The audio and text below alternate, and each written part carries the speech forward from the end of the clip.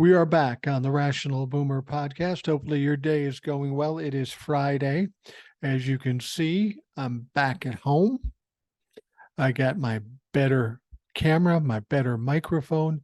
All should be much better now.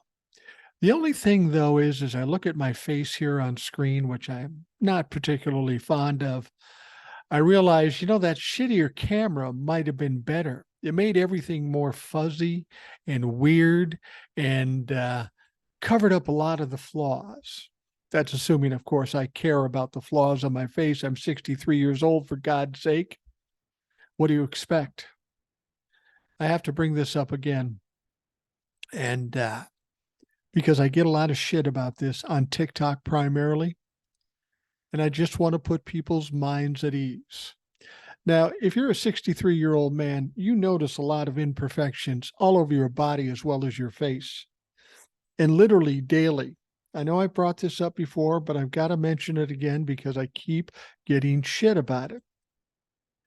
People will always come to me and say, that thing on your nose, my uncle had that. He died of cancer.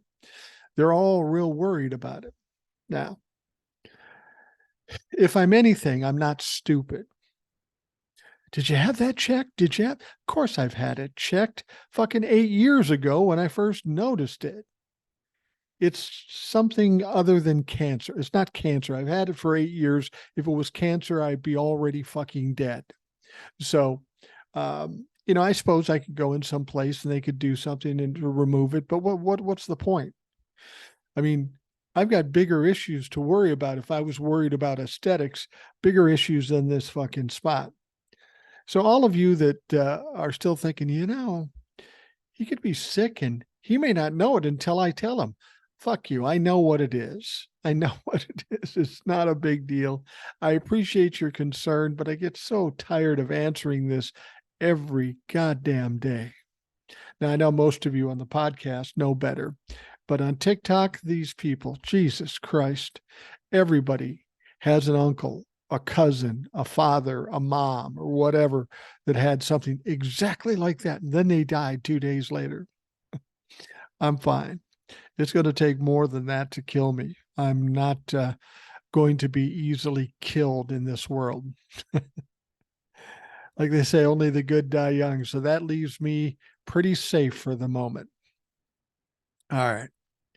We've got all kinds of things going on this week. We've got Donald Trump pretty much losing his fucking mind, and it's all working against him. We got some interesting stories about, his lawyers came up with a plan for when they'd like the January 6th trial to start. You'll love that. That's coming up later.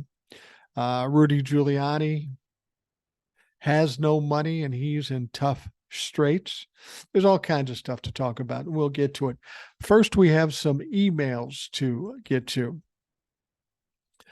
First one starts out, hey, Boomer, Lisa did a great job on Tuesday. Yes, she did. And thank her for joining me when I was in Georgia. That made that show a lot easier to do.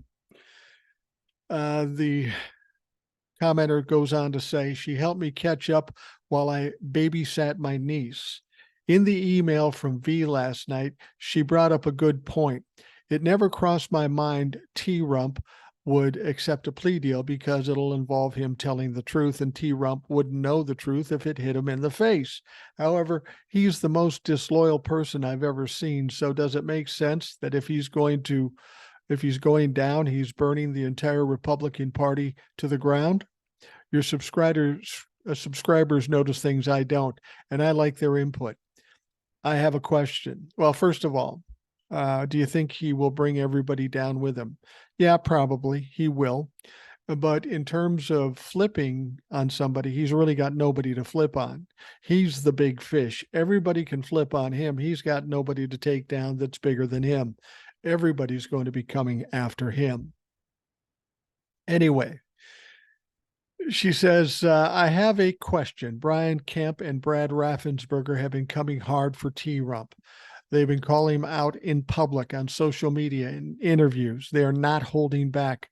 I've been wondering why MAGA hasn't come for them like they do anyone else who speaks out against T-Rump, in particularly labeling Republicans as rhinos.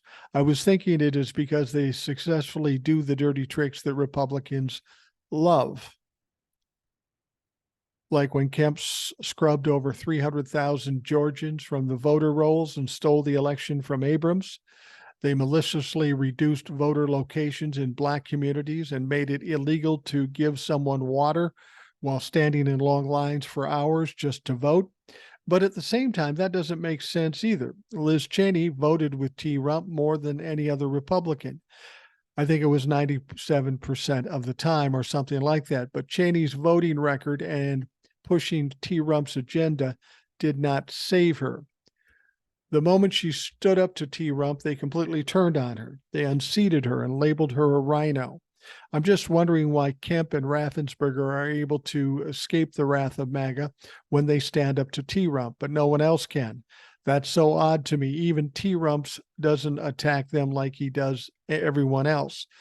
He said a couple of things on his toy social media app, like urging Kemp not to testify and commenting Kemp's leadership suck and his polling is horrible.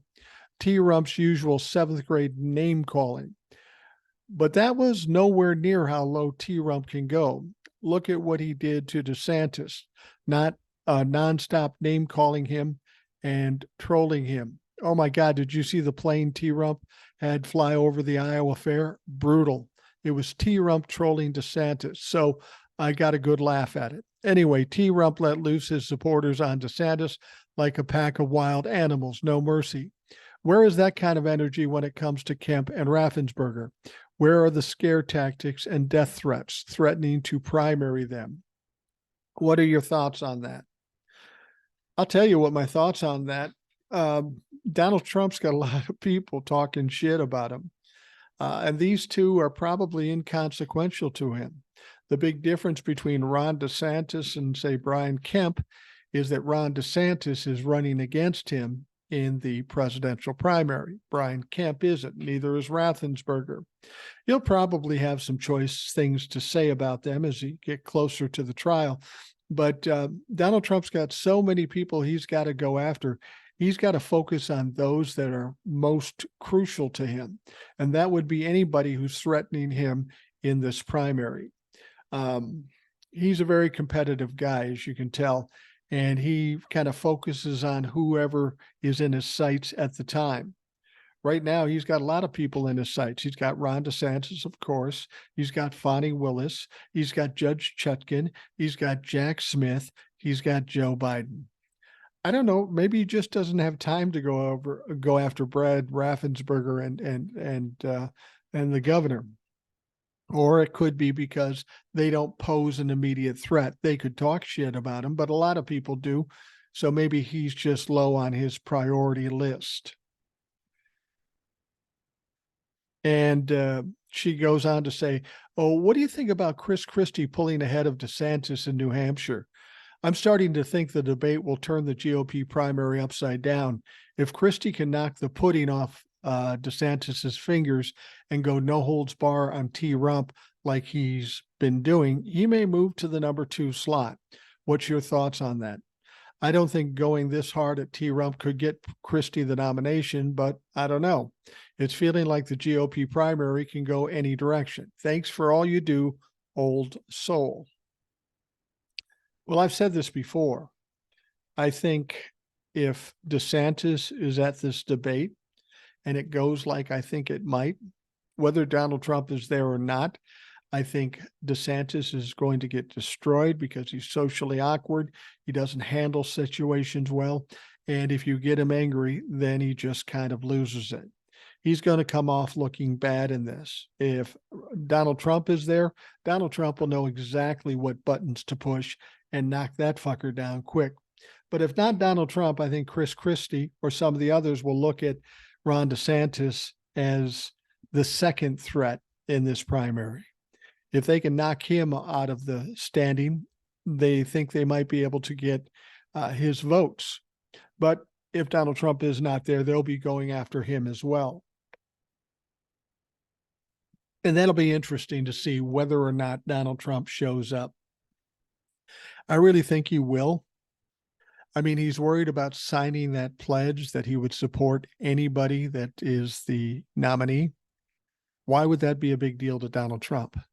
He doesn't follow up with anything. He doesn't, he promises all the time. It never comes through. Why would that be a big deal to him? He likes the attention. He doesn't like the idea of people talking about him when he's not around and he can't fight back. Because, of course, he thinks he's a genius, that he is a master orator and he could tear them apart. Now, in terms of facts and truth and such, he can't tear anybody apart, but he is louder and more persistent than anybody else. He is a consummate bully. And if you're a guy or a gal who's running for the presidency and you allow him to bully you, you're going to get fucking run over. And we'll talk about it in a few minutes. Some information came out about Ron DeSantis' strategies in the debate, for the debate coming up. And one of it said he would defend Donald Trump, which makes no goddamn sense. This is how cowardly these people are. You're in a competition. You're in a campaign against these people, but you're too afraid to go against Donald Trump. That is a sure way to lose this fucking election. And as I've told you before many times, Ron DeSantis is as good as done already. He's not going to be in the mix when it comes down to 2024. All right, the next email comes from Jason from Texas. He says, must give you props once again for calling it ahead of time. I know we ain't believers in a lot of polls, but I've been seeing more and more are souring on Don the Con, and polls are showing that. These, I believe, are just the tip of the iceberg the Republicans are about to crash into, and I can't fucking wait. In other polls, it says Biden and Trump are tied. This is BS. Other polls show a majority won't vote for Trump, 64%. I may not be a fucking genius like Oppenheimer, great movie, by the way, but it ain't adding up. If Joe versus any Republican will be a blowout, I believe, because only the most crazy ass base will stick with him. And speaking of crazy, Jim Jordan had this bit of wisdom accusing Biden politicizing the DOJ versus Trump. Keep saying that shit and trying to outlaw women's rights. And November 2024 will be another nail in the coffin for MAGA and the Republicans. Just wish Texas would wake up like it's looking like the rest of the nation is. Talk to you later, Jace. Yeah, I keep hearing about these polls where Donald Trump and Joe Biden are neck and neck in the general election. That's absolutely ridiculous. You remember in 2020, they were saying Donald Trump would win. In 2022, they told you that there would be a red wave. Polls are bullshit. Now, if you did a poll properly, it might have some value. But the trouble is any fucking knucklehead with $1 billion can start a polling company and they can decide who to poll and who not to poll. So my guess is most of these polls are kind of rigged depending on what they want them to say. So if that's the case, then what's the point of even paying attention to them? As I've said many times before, Donald Trump does not have a prayer in hell of winning a general election. He just doesn't. He lost by 7 million votes in 2020, and his prospects have gotten worse since that time. So tell me, where does Donald Trump win?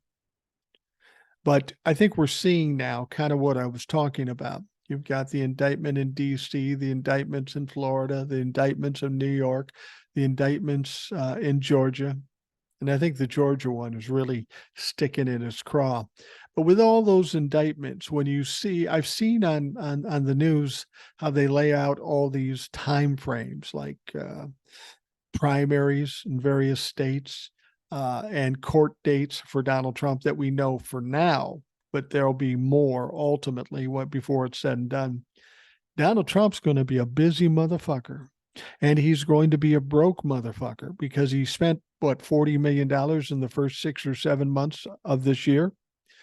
And things are just going to get worse. He's going to have to grift a lot of money, but he's having trouble with that. The entire Republican Party is going broke because people don't want to continue to fund a fucking loser. And the Republicans are losers. It's funny to me that they haven't realized it yet, or if they have realized it, they have chosen not to do anything about it. Once the 2024 election comes off, and if the Democrats win the House and the Senate and the presidency, they are going to be absolutely apoplectic. They won't know what the fuck hit them. That's the crazy thing. They will be surprised by this. You and I aren't surprised by it. It's common sense. It's fucking logic. But they will be surprised by it. And then they will start spinning around like fucking tops, trying to figure out how to fix this situation. The trouble is they've let this situation go out of control for 7, going to be 8 years. And you can't fix it in a month's time. If you let this run rogue for 8 years, it's probably going to take you another 4 to 10 years to fix it. I have a feeling they know this. They also see these young people coming up. They're going to be voting in 2024, and they are going to play the major role in 2028. There's really not a lot the Republicans can do. And the only thing they are doing is making it worse for themselves. And as long as they attach themselves to Donald Trump, it will get worse and they will go down in a spiral, ultimately crashing. The ruination of the Republican Party is imminent, certainly as we know it now. After the 2024 election, they're going to have to change a lot of things. It'll be wholesale changes. And it won't be an easy change for them because the base will not want to change. They're not a bright crowd. In spite of the fact that they keep losing, they'll still want to hold on to their crazy conspiracy theories and all their bullshit. So it could mean that the Republican Party splits apart. That would be interesting. But if you look at anything between now and 2024, there is absolutely nothing good for the Republicans. They aren't going to accomplish anything in the House of Representatives. The economy in this country is getting better under Joe Biden. Inflation is coming down. Jobs are increasing. Wages are increasing. Manufacturing is increasing. The best thing they have going is horrible, and that's trying to pin something on Hunter Biden and Joe Biden.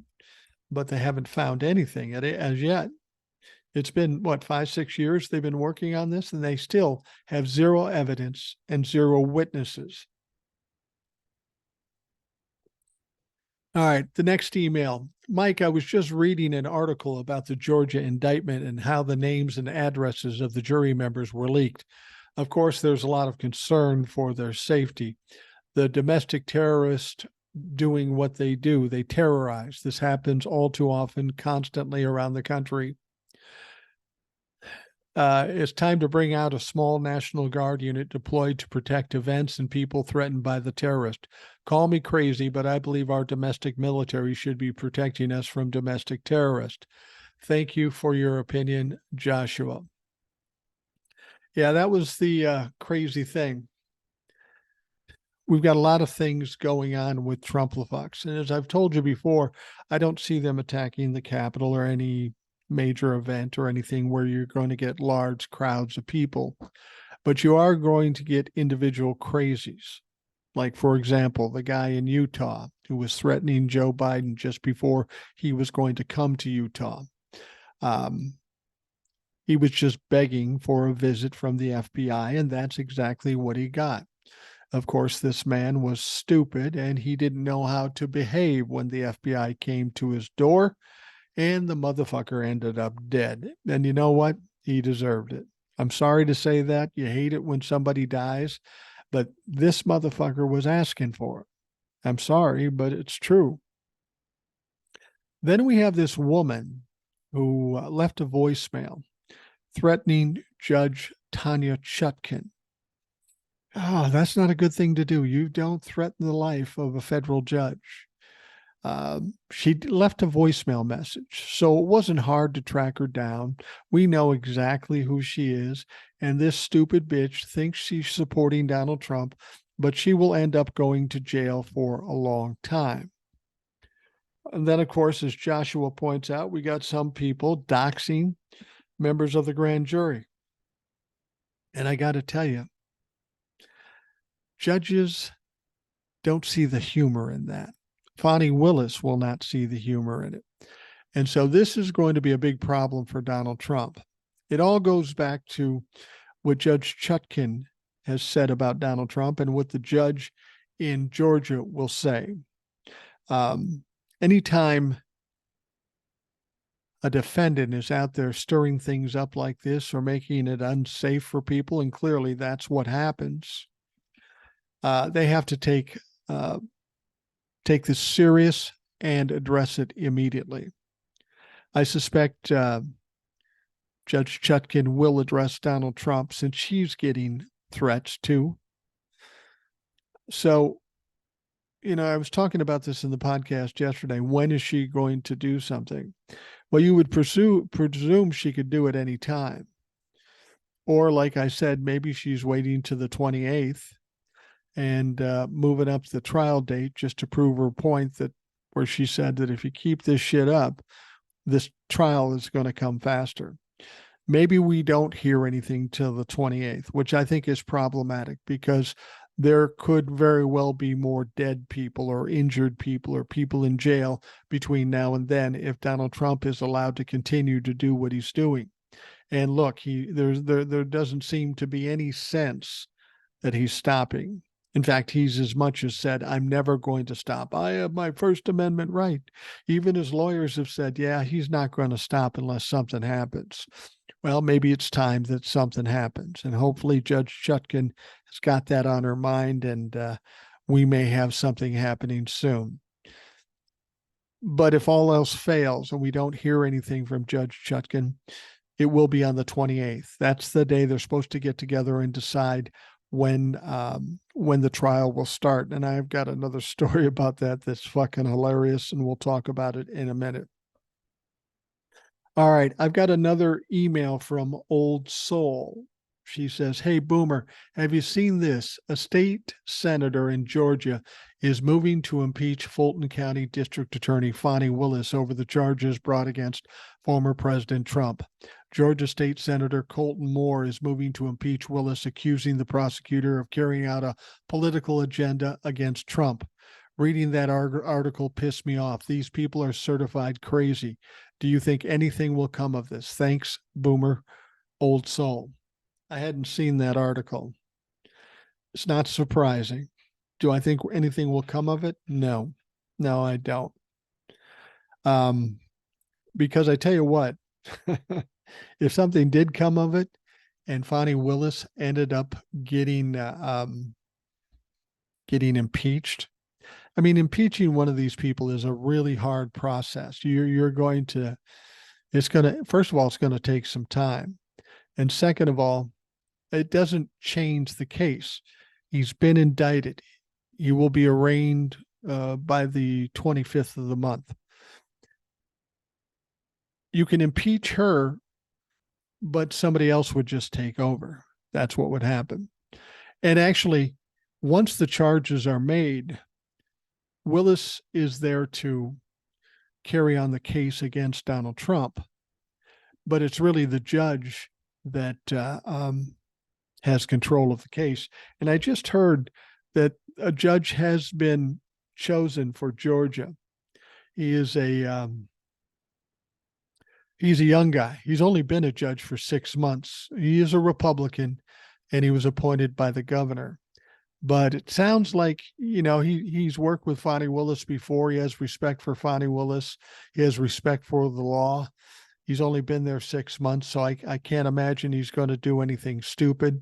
I don't think the governor is going to allow an impeachment of Fani Willis. He could veto something unless there's a super majority, and I guess that's possible, but I doubt it. I just, a lot of people in the Republican Party do a lot of ranting and raving and rattling of sabers, but it never comes to anything. They never have the power. They never have the support to get it done. And I think in this case, it's not going to be an issue. They can try to talk shit. Somebody like that who says, I'm going to impeach Fani Willis is akin to Marjorie Taylor Greene saying she's going to impeach Joe Biden. She isn't doing it because she really believes she can impeach him, because she knows she can. She's doing it to give a perception of herself or an image as the tough guy who's going after the libtards. It's more a performative thing than it is really an actual thing. Now, I think Fani Willis will be fine. And I'll be honest with you, I think Fani Willis is probably a lot smarter than half those Republicans in the legislature in Georgia. So I wouldn't worry too much about it.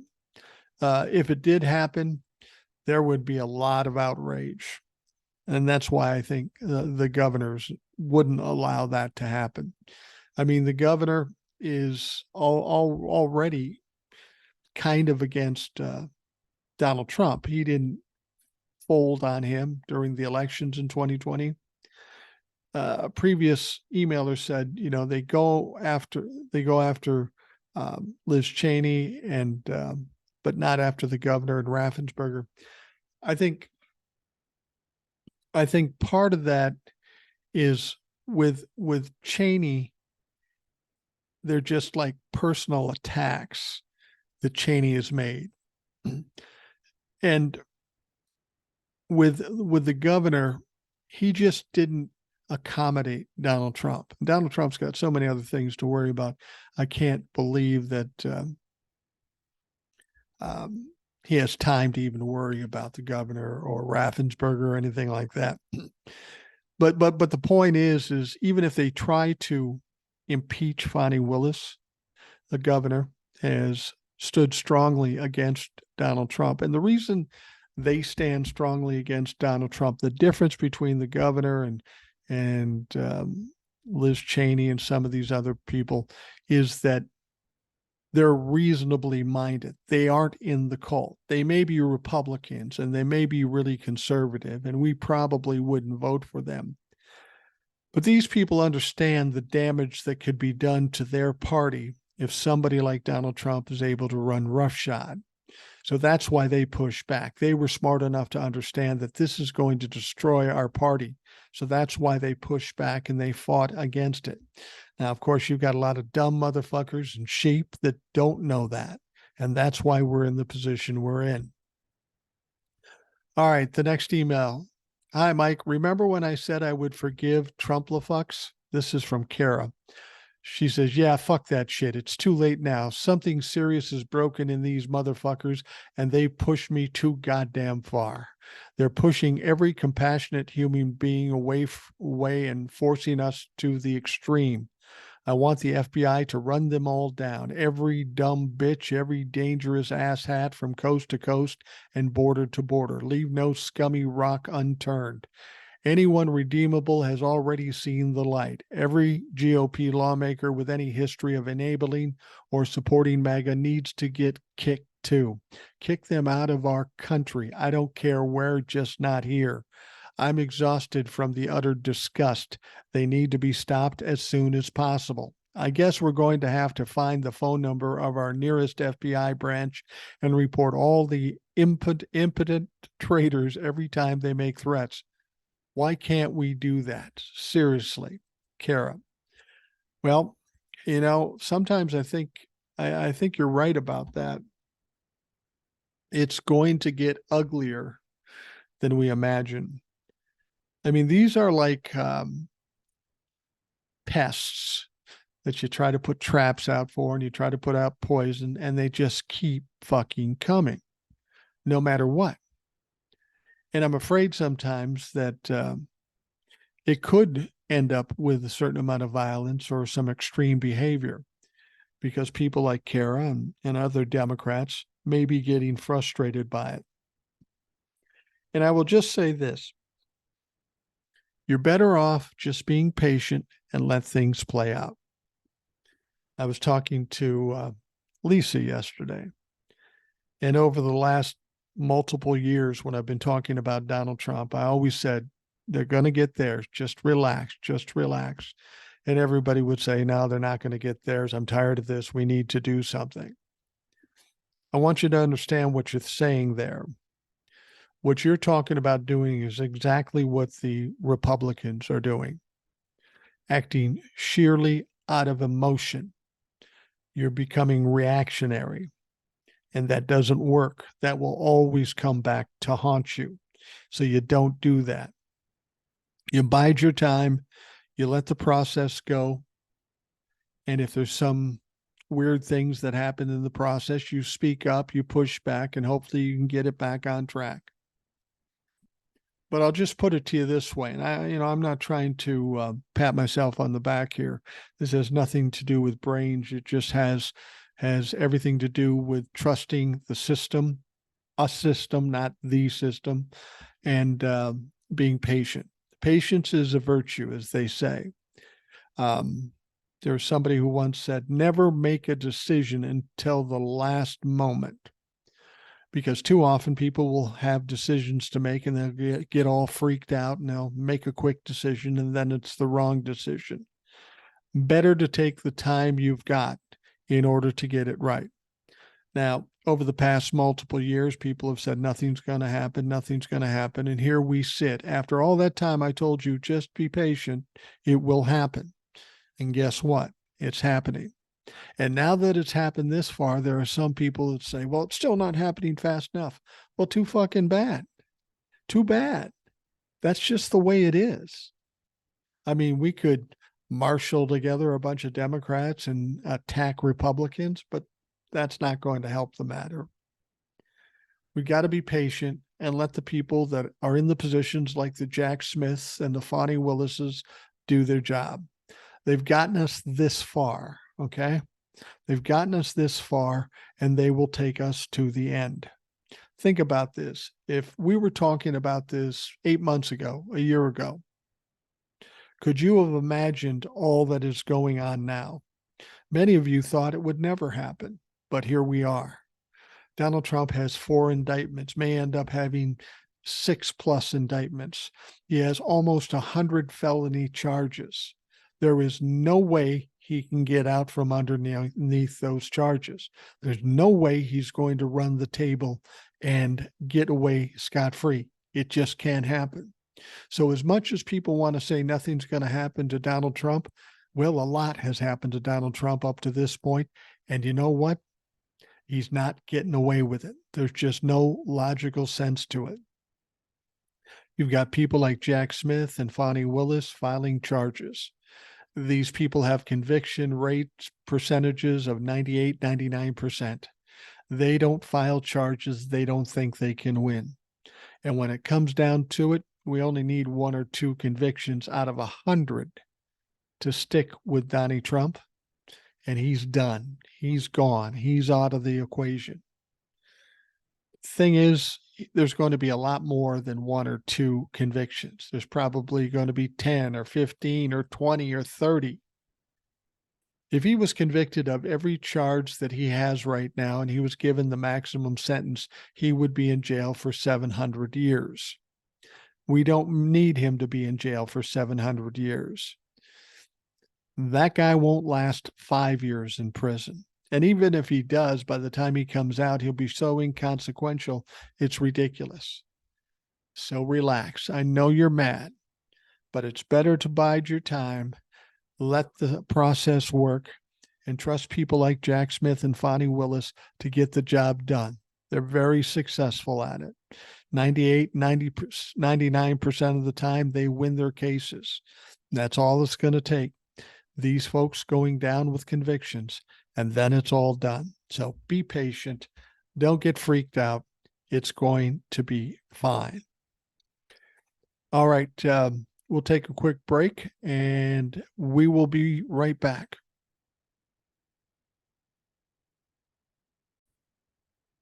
All right. So we know that Judge Chutkan, Tanya Chutkan, in Washington, D.C., has set a date for August 28th for Donald Trump's defense team and Jack Smith's prosecution team to meet up. On that day, they'll decide when the start date to the trial regarding the January 6th insurrection indictment starts. Now, Judge Chutkan had told both sides, you need to come up with dates when you think that we should start the trial. And then on the 28th, I'll decide when it should start. And I think that decision will be final. Not to say that Donald Trump's team won't try to extend it or delay it further, but it shouldn't be any extensive delays once the date has been chosen. Now, Judge Chutkan told both parties that they had to come up with their preferred dates. Jack Smith came up with his date as January 2nd. That puts it out about 6 months or so, 5 or 6 months before they would start the case. And Jack Smith presumes that's plenty of time for them to go through the discovery, the evidence, and be ready. In fact, Jack Smith kind of caught Donald Trump's lawyer, Laurel, I think his name is.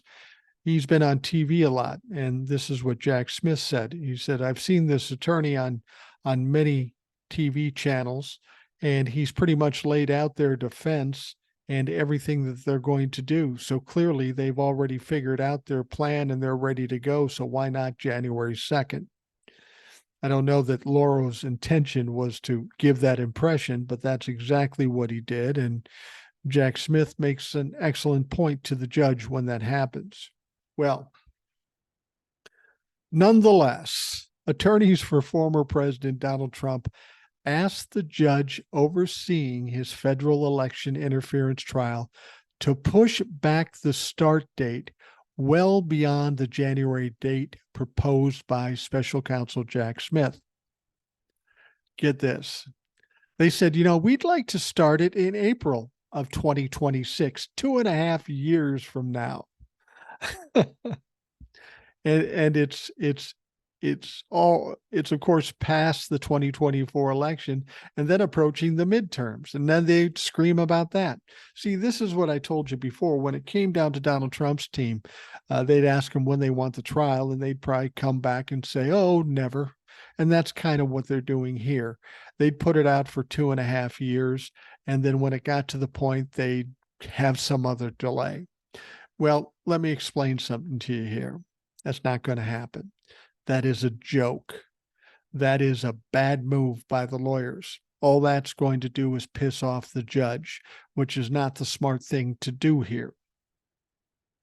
Besides, they have another problem. Judge Chutkan was very specific when she was talking to Donald Trump and his legal team.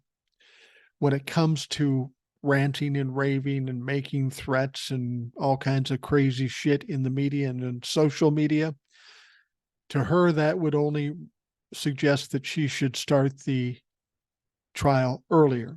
The more bullshit going on, the faster the trial would start. Now, you would think that would get Donald Trump to slow down, but not the case. Donald Trump will not listen to lawyers. Well, not always. Sometimes he does. But so now we got to get to August 28th. I'm sure at August 28th hearing, if not before, Judge Chutkan's going to sit down with Donald Trump's legal team and very likely Donald Trump himself and saying, what the fuck are you doing?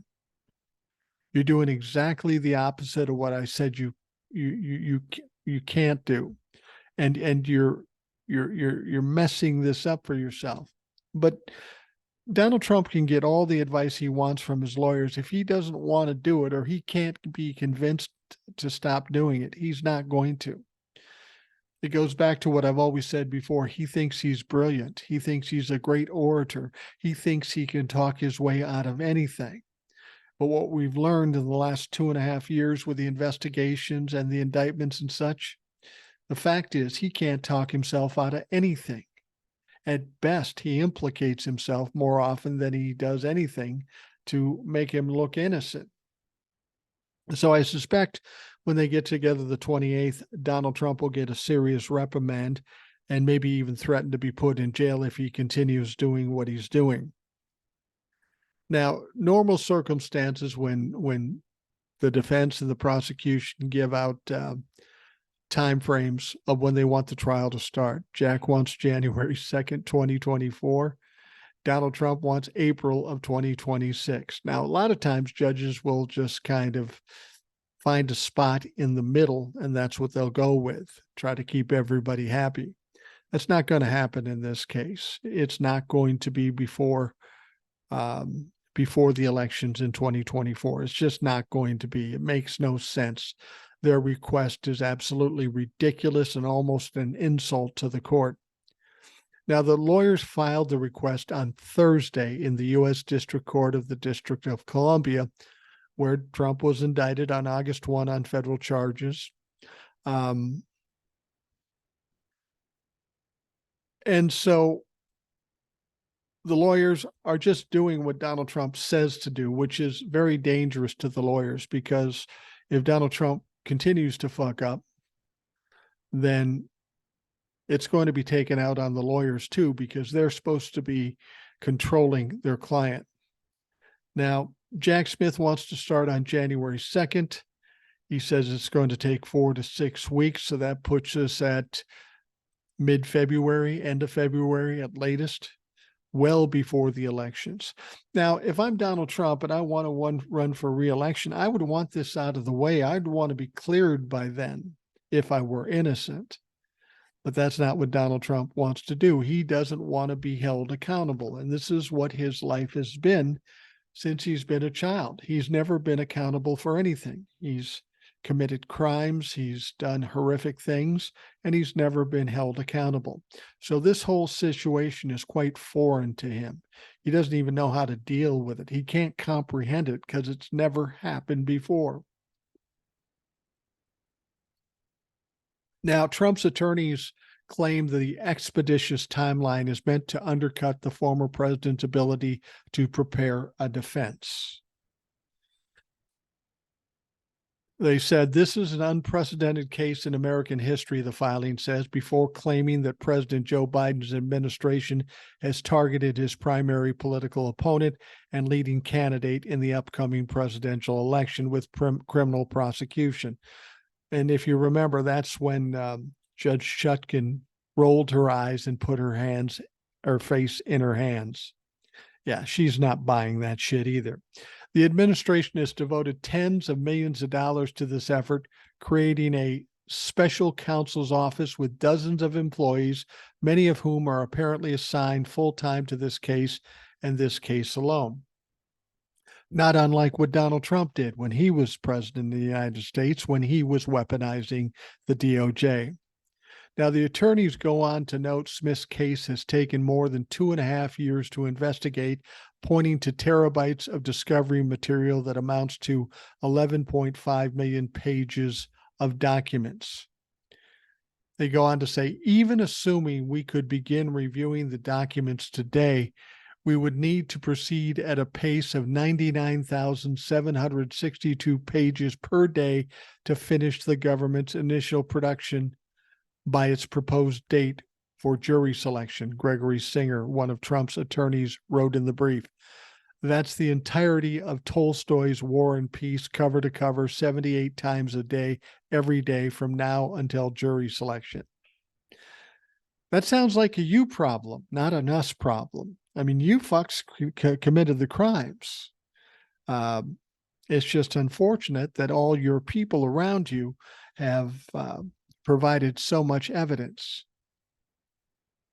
Now, they go on to say the government's objective is clear: to deny President Trump and his counsel a fair ability to prepare for trial. The court should deny the government's request. The former president has now been indicted 4 times in 4 jurisdictions. The federal election interference case in Washington, federal case is into his handling of classified documents in Florida, a state case in New York over hush money payments to an adult film star. Now, this week's indictment in Georgia on attempts to overturn the 2020 presidential election. Yeah, he's busy, but it's because Donald Trump did all this shit.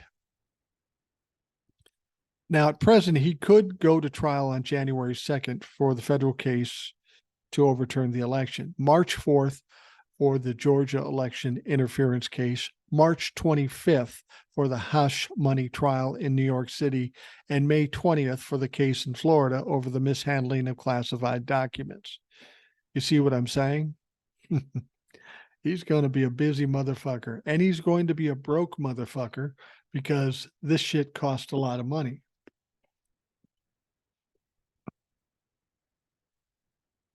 This is the thing, and this is why I've always said, don't worry about the trial so much.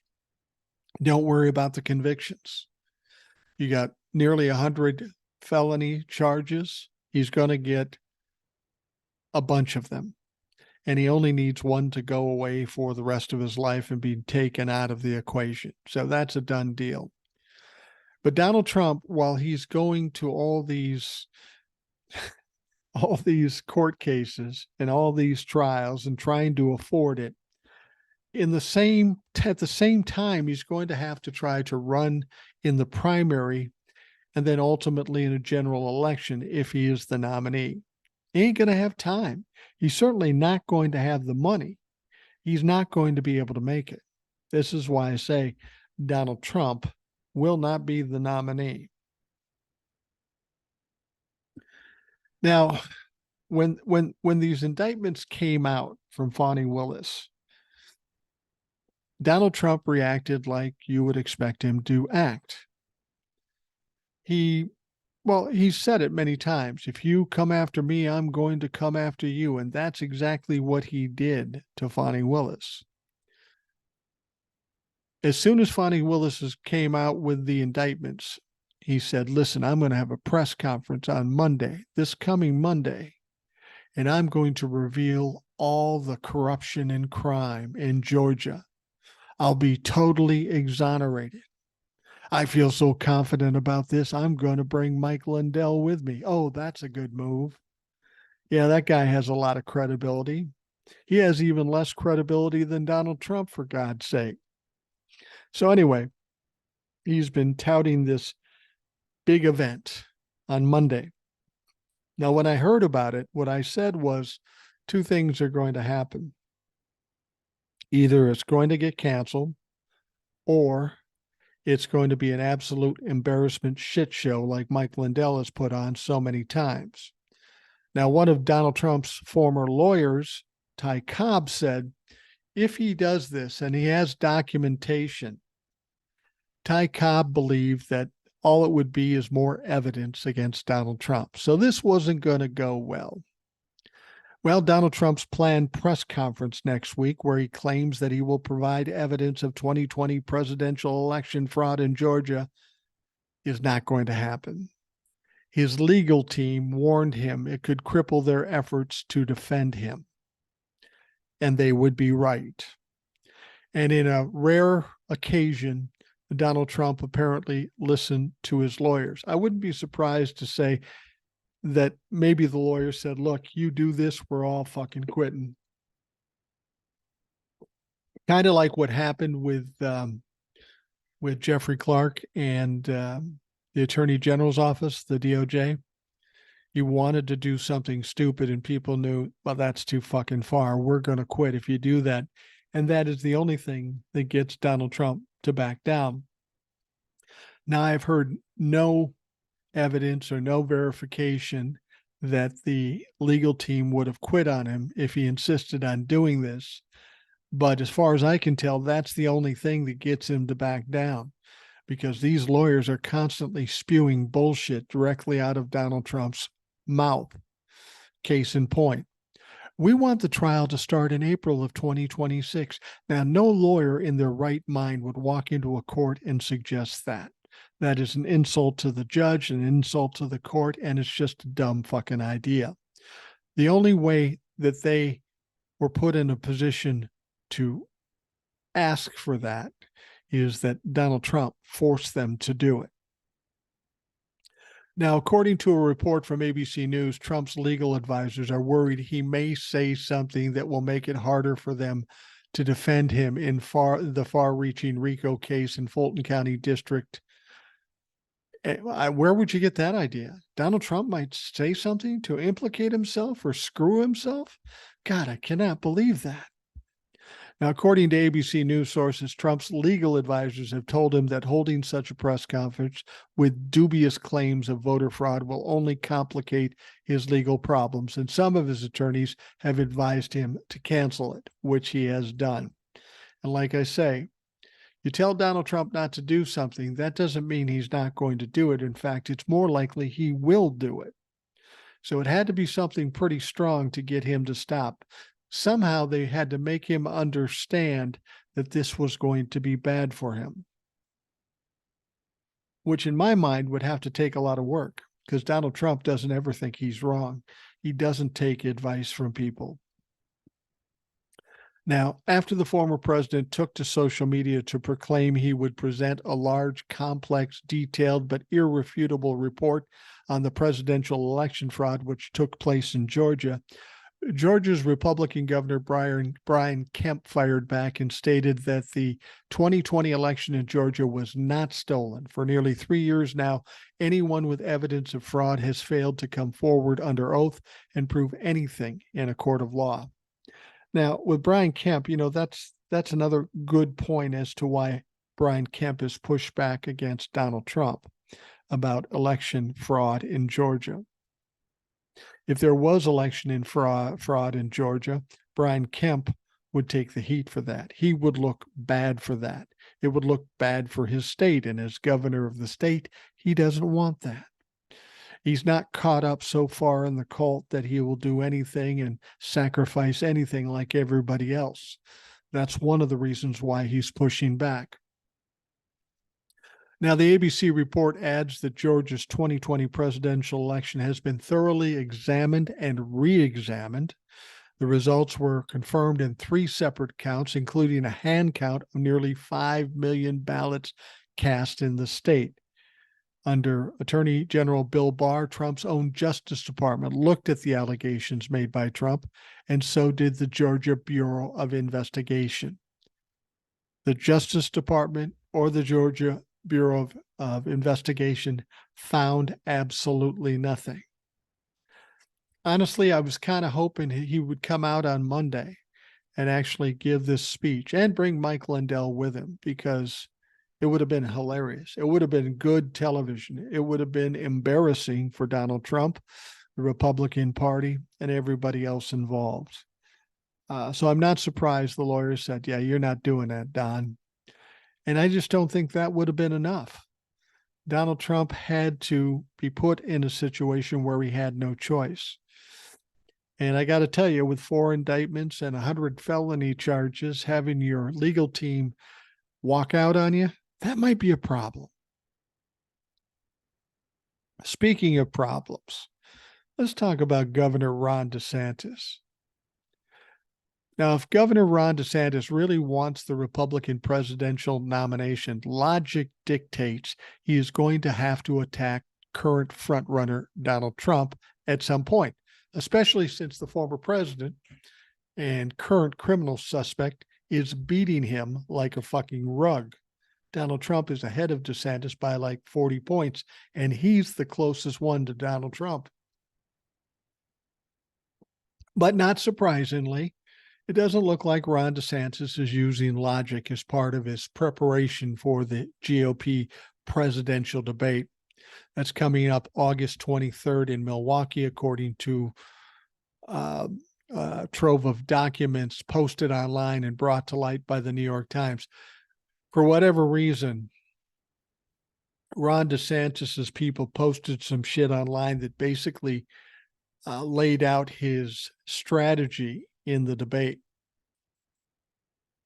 Now, at this point, Trump is the top choice amongst Republican voters in the polls, 54.7%, while DeSantis trails behind at number 2 with less than 15%, 15%, according to Real Clear Politics. However, it doesn't appear DeSantis is willing to go after Trump and risk alienating the former president's very vocal supporters.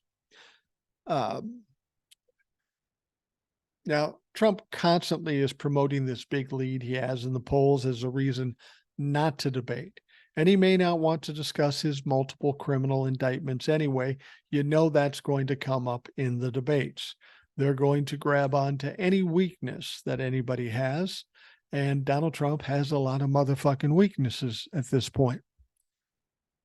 But the DeSantis debate strategy, which was posted on a website of Axiom Strategies, a business owned by chief strategist of DeSantis super PAC, Never Back Down, suggests that Trump doesn't have to be worried about being attacked by the man he's now calling Meatball Ron.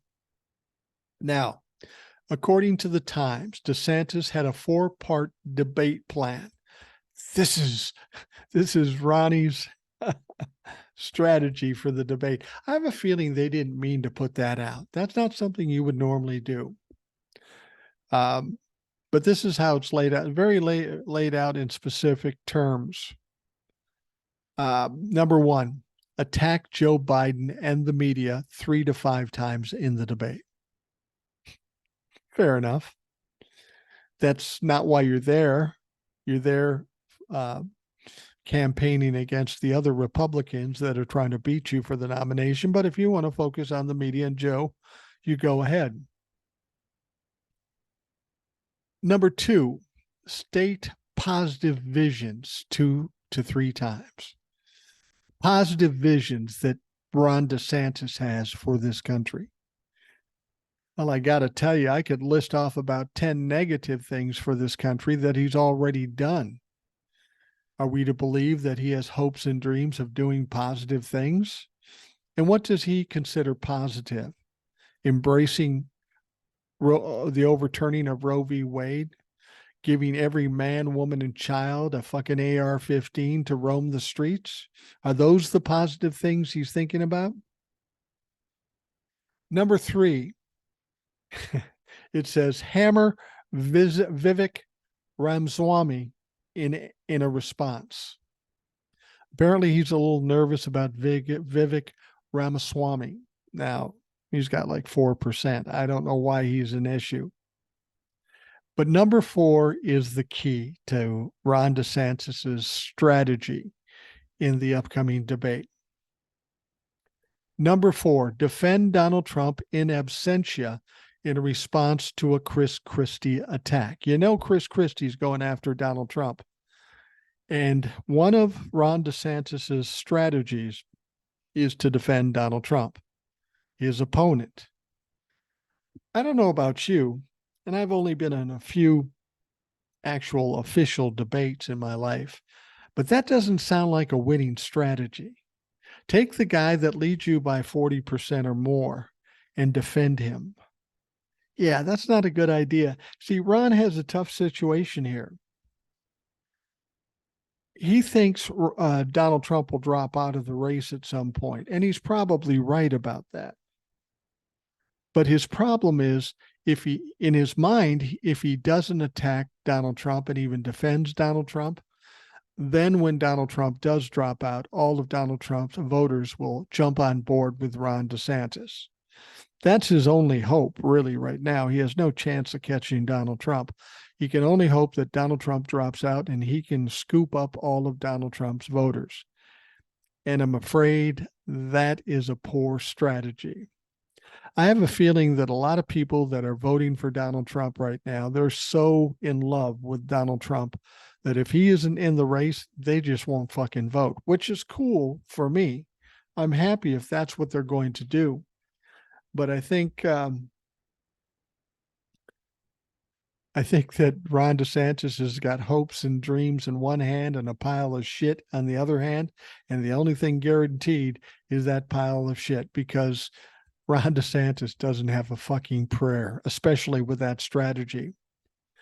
Now, the memo with the plan also suggested just how DeSantis could defend his number 1 opponent from former New Jersey Governor Chris Christie's attacks. Now, see, here's the other thing. I'm not a fan of Chris Christie, but he is a loudmouth bully like Donald Trump. Ron DeSantis is a socially awkward dipshit douchebag. Chris Christie will tear him apart. If he goes after Chris Christie for saying something negative about Donald Trump, Chris Christie will destroy him. But he's not considering that in this whole process. And that's good. He'll get blindsided, and I will enjoy seeing that. This will be the one time I watch Fox News because I want to see the entire Republican Party implode. And I'm not convinced that Donald Trump won't show up. I don't know that he can help himself. So what Ron DeSantis is suggesting, Trump isn't here, so let's just leave him alone. He's too weak to defend himself here. We're all running against him. I don't think we want to join forces with someone on this stage who's auditioning for a show on MSNBC, the memo suggests DeSantis say during the debate. Now, Ron Flipkowski of Midas Touch speculated that DeSantis is trying to avoid alienating Trump supporters in hopes of scooping them up if the president goes to prison. Well, yeah, that's what I just said. And that's obvious. That's obvious that that's what he's trying to do. Now, still the governor's plan of defending the guy who stands in his way of the presidential aspiration struck many Twitter users as odd. Yeah, it's very fucking odd. It won't work. It absolutely won't work. So this is the one time I will tell you, next Wednesday, the 23rd, watch Fox News and watch this debate. Guaranteed shit show. And if Donald Trump shows up, it'll be even worse. But this could very well be the end of Ron DeSantis because he will not come off well in this debate. He will do horribly. Debates aren't his thing. He should stay away from it if he can, but he can't if he wants to be considered a serious candidate. But he's got two guys he needs to worry about, at least two guys, Donald Trump and Chris Christie. But don't be surprised if a couple of other people go in there and attack Ron DeSantis too, because he's the number two guy by quite a distance, but he's the number two guy. All these people are going to be trying to scoop up votes. And they may not be worrying about Donald Trump's votes yet. They maybe want their 4%, and then they want Ron DeSantis's 15% to get him that much closer and make him the heir apparent to Donald Trump. And as I say, most everybody in this primary race is expecting Donald Trump to end up being out of the race, either being in prison or just dropping out or getting sick or whatever. They don't see him making it to 2024 in November for the presidential election. I got to tell you, if I was a Republican, I wouldn't be feeling too good about it now. You got to have a lot of things going your way if you have any chance at all of being a serious candidate. The fact is, as long as Donald Trump is in the running, there are no other serious candidates. And Donald Trump will probably have to drop out or go to jail or whatever the fuck happens to him. But he won't be there in 2024 as the nominee. But as I've always said, I hope he sticks in for a long, long time.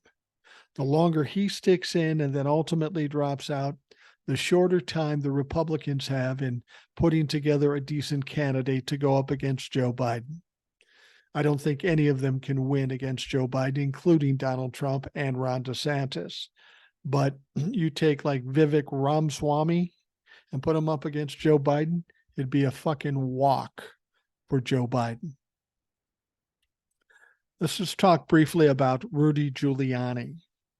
He's one of the 18 accused of co-conspirators indicted alongside Donald Trump in Georgia. Guess what?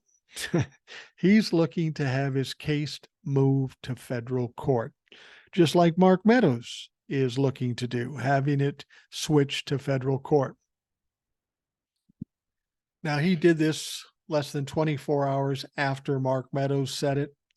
The legal analysis is split on whether it would be a successful move because the Georgia laws would still hold and Fani Willis would still be the presiding prosecutor. But federal law gives protection for defendants who prove they've been criminally charged with doing something under color of law, meaning acting officially as a federal agent. At that point, was Giuliani working as a federal agent? Was he even Donald Trump's lawyer at the time? I don't know.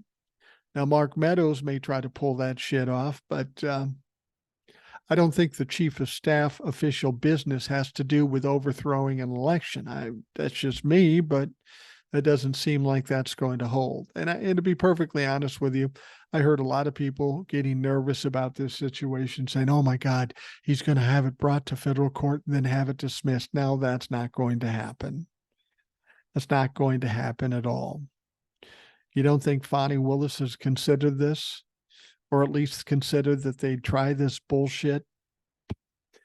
And it's not going to happen. They're not going to change it to federal court. Remember, Donald Trump has already tried that 2 or 3 times up in New York. Didn't fucking work. Not going to work this time. And even if it does work, they're not going to get dismissed. They're going to go through court just like they would if it was in Georgia or in New York, and they're still going to lose, and they're still going to jail. You understand this is a desperation move. They have no other options, really. So they're trying to do this to maybe delay some time or give them a little bit of an edge, but it's not much of an edge. It's not any edge, really, because what they're suggesting just is not going to happen. It can't happen. It's like all the other shit the Republicans do. They have these brilliant ideas that never pan out. And this is one of those ideas. These people are feeling the heat. They are backed into a corner. So they're going to come out of their ass with all kinds of crazy shit. But that doesn't mean it's going to work. In fact, I can almost guarantee you that it's not going to work. Like I said, Mark Meadows was the chief of staff at the time when he was down talking to the people in Georgia. However, Giuliani was not a federal employee at the time. So his request is definitely not going to make it because he doesn't fall in line with what the rule suggests. Rudy Giuliani is fucking done, and Mark Meadows isn't going to get off. Trust me on this. He's not. None of them are going to get off. The only people that will be saved from prosecution and or jail time may be those people who will flip on Donald Trump. And as I've said before, the 19 that were indicted in Georgia, don't expect all 19 to be prosecuted. I don't think Fonnie Willis believes that 19 will be prosecuted. She's going to say that now just to make sure everybody knows she's fucking serious and that there's not going to be any games played. But there's going to be a number of the lower echelon folks that will roll on Donald Trump and Rudy Giuliani and Mark Meadows and all those big guys in this indictment. I don't think Fonnie Willis cares if she gets all 19. She just wants to make sure she gets the top 10 or 15. And the people that roll will make sure she's able to do that.